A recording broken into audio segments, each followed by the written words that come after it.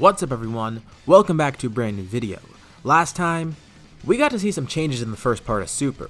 With Jiren being in the story, that affected a lot early on, so as you'd expect, that would cause a snowball effect and change stuff later on in the story. We saw this first with the androids. Android 17 ended up surviving a while ago, and he came back for his revenge, with Android 18 this time. Be sure to watch that part if you haven't already, because the ending also set up something for this part. Speaking of old villains returning, one's about to come back with a vengeance, with his surprising new ally.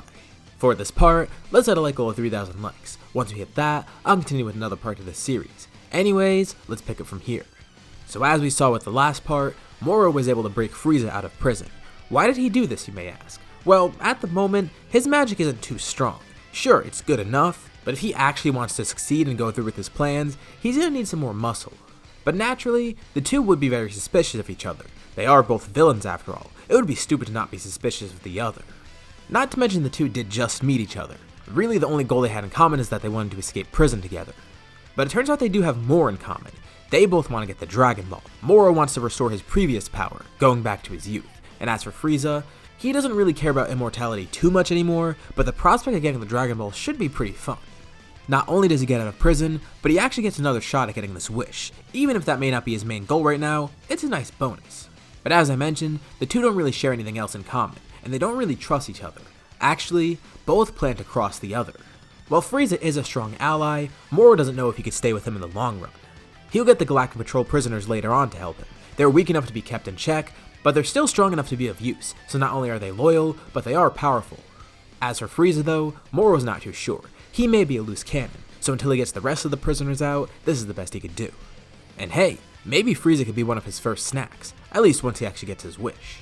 As for Frieza, he plans to dispose of Moro after he stops seeing him being useful. Frieza won't be relegated to being some henchman.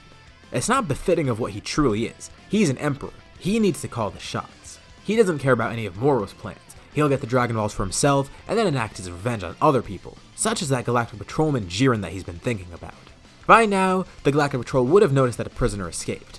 Wait, no, two escaped. Frieza and Moro, two of the most deadly prisoners that they actually had. Yeah, this is pretty urgent news, so of course word would spread around, especially to one of the strongest patrolmen, Jiren. He's notified right away, and realizes that this could be trouble. Not only is Frieza pretty troublesome, but he's heard of Moro before. Moro was locked up a while ago, before Jiren was even part of the Galactic Patrol, even before he was born, way before that. Of course by now he would know who Moro is, and why he's in there. While he may not be as strong now as he was back then, he still is pretty threatening, and he may have a way to get back to his former strength. Jiren knows that this doesn't look good, especially with the fact that he's teamed up with Frieza. That must mean he's seen some use in Frieza, and he wonders how strong Frieza truly is now. As another Galactic Patrolman, Goku would get word of this too. He actually does know of Moro by now and knows a bit about him. Not nearly as much as Jiren, but enough to know that this is a big threat. Him, Jiren, and Jaco try and brainstorm something together. Jiren is pretty confident in his power by now. Even though both the escaped prisoners are threatening, Jiren feels that his current power is more than enough to take them on, especially with Goku there too. Goku's been doing the same training as him and he's gotten a lot stronger. Plus the three of them have got some great allies on Earth. Vegeta, Gohan, Piccolo, everyone there is pretty strong. Right now, Jiren and Goku are on Beerus' planet with Vegeta. The two tell Whis that they gotta go and Vegeta wonders what the rush is. He's filled in and decides to join.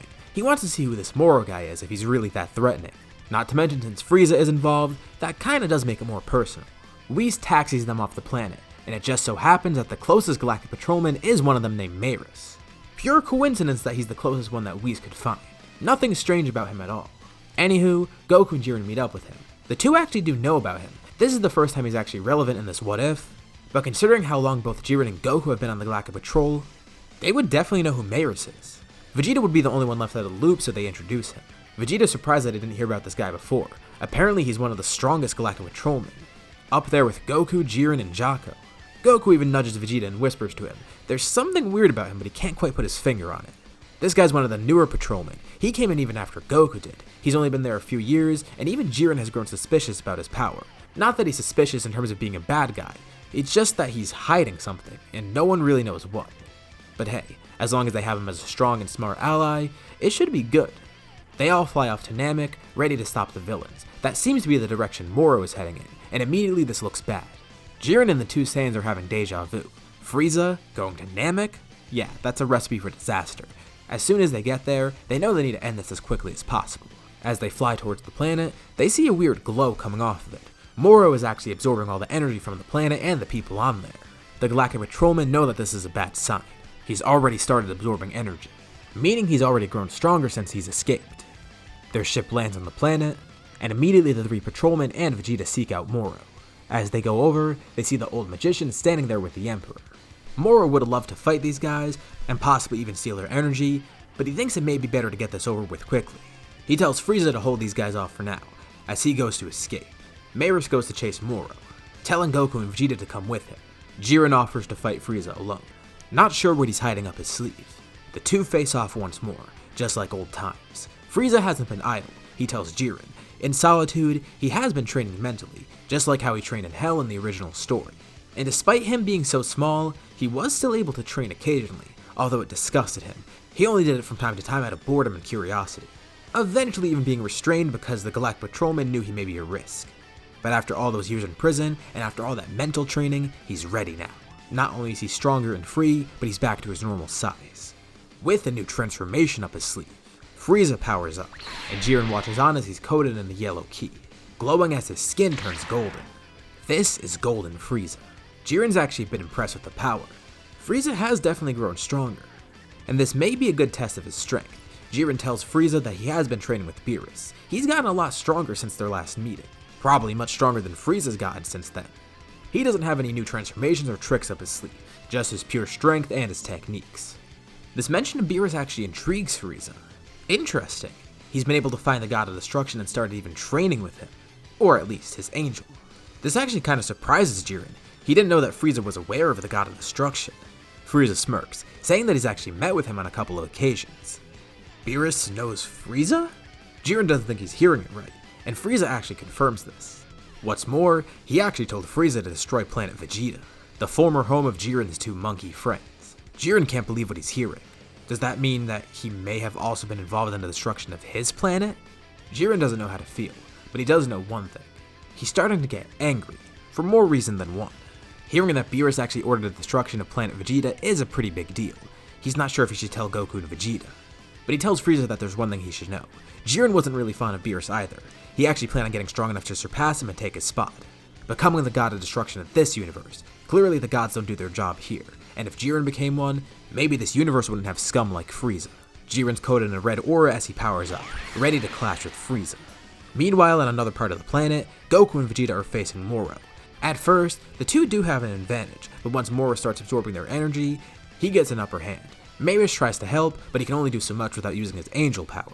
Back to where Jiren is, he can sense this. He's in the middle of his fight with Frieza right now.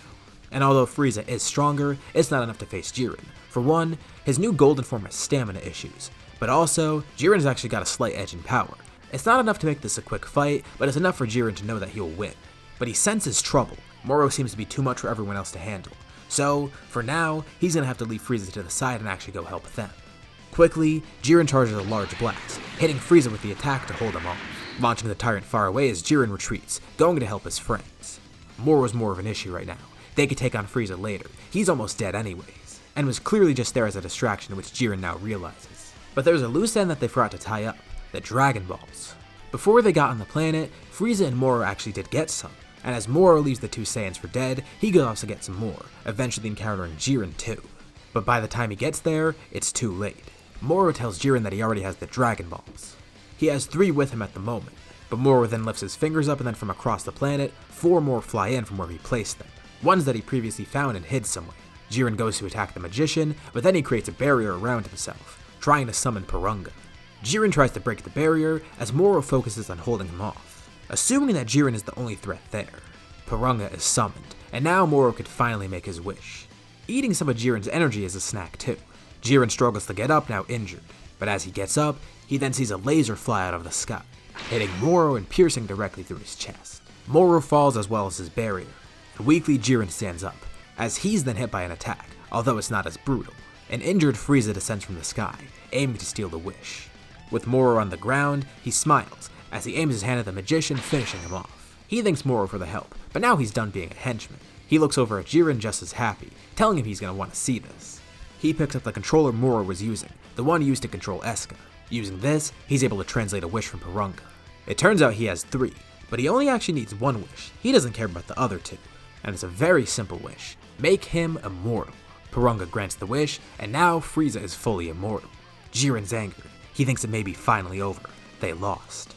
And just to make sure they can't get the Dragon Balls for themselves, Frieza lifts a single finger into the air. From that finger, a bunch of lasers spread about, hitting every living thing on the planet, including Jiren, Goku, and Vegeta, with Merus being barely able to dodge it. These attacks injure them but don't kill, but as for the Namekians, they don't make it out as easy. They die instantly from the attack, taking the Dragon Balls with them. Frieza has no more business here, and with his new immortality, he flies off. But before he goes, he leaves a gift. In his hand, he creates a small orb of energy, throwing it down at the planet. Jiren watches in horror as it slowly descends, knowing he's powerless to do anything against it now, with Goku and Vegeta elsewhere unaware of what's happening too. Frieza then quickly rockets off, going into space, leaving the planet behind him. The orb of energy glows as it's about to hit the planet, but right when it does, it's suddenly countered away. 2 blasts hit it, defending Namek. Jiren's about to go unconscious, but then someone comes over to him. It's Jocko. Goku and Vegeta are then flown over, thanks to help from Merus and Gohan, who's now there. Jocko apologizes for being late. He wanted to bring Gohan with him, and he was farther from Namek than they were, but it looks like they arrived just in time, and thankfully Gohan also brought some senzu, healing the 3 fighters back to full strength, with Merus declining, saying he doesn't need one. Jiren tries to sense Frieza, but he's long gone, and even if he did want to fight Frieza right now, he couldn't. Frieza's immortal and there's no way to defeat him. It seems that now they have to come up with a plan. Frieza doesn't look back. He's already rocketed away, thinking the planet is destroyed, as well as everyone on it. And even if they somehow survive it as some stroke of luck, he doesn't care. He'll easily kill them later on. Right now, he's going around trying to reform his army, as well as taking over certain planets. He's actually quite proud of his new immortality, although it seems kinda like overkill at the moment. A lot of the people he's fighting aren't even that strong. Even if he wasn't immortal, they couldn't really injure him. But it is nice to have it as a safety net. Back on Namek, the group is trying to figure out what to do. But since Namek actually did survive this explosion, maybe they can actually bring back the Namekians. They may be off Frieza's radar. And with the Dragon Balls on Earth, that should be simple to do. They contact everyone back on Earth, telling them to gather the Dragon Balls. Not too long after, Shenron is summoned, and a wish is made to revive everyone that died due to Frieza and Moro's actions. Well, besides Moro himself. Basically, bring back all the good guys. Shenron grants this wish, and thankfully it works. Namek is immediately repopulated. But then something weird happens. The entire sky turns dark. They wonder why that is until they look over and see Porunga's there in the distance. Everyone's confused, but then they realize what happened. Maybe since Frieza didn't use the other 2 wishes, Porunga's still active and can actually take them. And now with the Namekians revived, he's back. They quickly rush over to see if this is the case. This could be really useful for them. They had an idea for another wish that they did want to use on Shenron, but they weren't sure if it would have worked. But maybe with Porunga it will. Shenron may have not had the capabilities, but it turns out Porunga actually does. Their wish is to reverse the one that Porunga previously granted. Porunga says he's capable of doing it, although he's kinda upset that they wasted a wish. So without Frieza even knowing, this reverses his immortality. They need to stop this now though, and luckily they have one more wish. They're not really sure what to use it for, and they try and think of what Porunga can do to help them. Jiren quickly gets an idea, and it's a pretty simple one. He asks everyone if they're ready to fight Frieza right now, and no one's really sure what to say, but he takes this as a yes. He knows just what to wish for. He asks Eska to tell Porunga to teleport them right to Frieza, right now. After searching for a bit, he's finally honed in on his key, and it seems that he's actually on a planet and not in outer space, meaning they can go and fight him. It's the perfect opportunity, and Porunga grants the wish, as immediately, the 6 of them are teleported where Frieza is. As much as Jiren would love to handle this himself, he does want to be safe rather than sorry. Gohan, Jocko, and Merus go off to help the other people on the planet, fending off the few Frieza Force soldiers that have arrived here. But as for Jiren, Goku, and Vegeta, they go right off to face Frieza. It's not too hard to find him, and Frieza's pretty surprised to see them here. He assumed they died, but it appears he didn't do a good job of blowing up Namek. But what's equally surprising is that they think they could challenge him. He's immortal now after all. There's nothing they could do. Vegeta's about to say something, but Jiren interrupts him. He wants to make Frieza think that he's still immortal. He tells Frieza that he's right. He is immortal, but Jiren believes that with brute strength he could still kill the Emperor. Frieza laughs. How uncivilized. He immediately powers up into Golden, ready to fight him once more. And this will be more fun. He didn't get to properly kill Jiren last time. After thinking about it, he was a bit disappointed, thinking that he just died in the explosion of a planet. Frieza would get much more gratification out of killing him personally, as they all begin fighting. Frieza's still not too sure about how his immortality works. He knows it healed him once he actually asked for the wish, so he assumes he's gonna get healed after he gets injured. He believes this during the fight too. The three fighters purposefully hold back to catch him off guard, allowing Frieza to lower his power to such a level that they could actually defeat him easily. If he goes full power right now, he may try and escape instead, but if they trick him into thinking that he's stronger, they could use that to their advantage and sneak attack him. This plan should work perfectly. They're not going to screw around here and try and have a long fight. The three face him and pretend that they're losing ground, making it seem like Frieza could take on all three of them at once. But out of the blue, the three of them all power up, going right to their full power right away, surrounding Frieza. He's not too concerned, and is ready to fend their attacks off. From all sides around him, he's then hit by attacks, one blast from each of the fighters. The blasts hit Frieza and explode, and as the smoke and light dissipates, Frieza is revealed there, injured and laughing. He knows he'll heal from this soon, waiting for it to come. He keeps waiting, and nothing happens. He fell right into Jiren's trap. Jiren tells Frieza he should have finished him before, instead of capturing him. He's clearly too dangerous. And after the events that just transpired, as well as everything before, Jiren's going to right this wrong. He tells Frieza that he's no longer immortal. They wished it away. Frieza doesn't believe it at first, but he slowly realized that Jiren isn't joking. Otherwise, he would have been healed by now. Jiren does the honors. With one hand, he charges Red Aura, then launching it in Frieza's direction. Immediately, the Emperor is wiped away, with Jiren able to claim victory. Although, he's not too sure how to feel about this. Apparently, Frieza has worked with Beerus in the past, and maybe Beerus may be responsible for more than just the destruction of Planet Vegeta, and that's another thing too. He hasn't told Goku and Vegeta yet. Beerus is actually the reason their home planet was destroyed. He's not sure if they even care about Planet Vegeta at all. It never really seemed like they did. But still, that's not the point. The point is, Beerus may not be trustworthy, at least in Jiren's eyes. He's always felt suspicious about Beerus, but this just confirmed all of it. So as he debates whether or not he should say this is where we'll leave off for now. So, what do you guys think will happen next? Do you think Jiren will tell him about Beerus, or will he keep it to himself? What'll happen in the next arc, and what'll the next arc even be? Plus, what'll happen with the Universe 6 version of Jiren that I mentioned in the last part? Leave any thoughts or ideas in the comments below. I'll be sure to check them out to see what you guys think. As always, if you liked the video, be sure to drop a like, and let's try to hit that like goal from the beginning of the video so we can get another part of this series. If you haven't already, why not subscribe, as well as hitting the bell icon and get notified about any future parts of this What If, or any other videos I upload on my channel. Anyways, thank you all for watching, and I'll see you on my next video.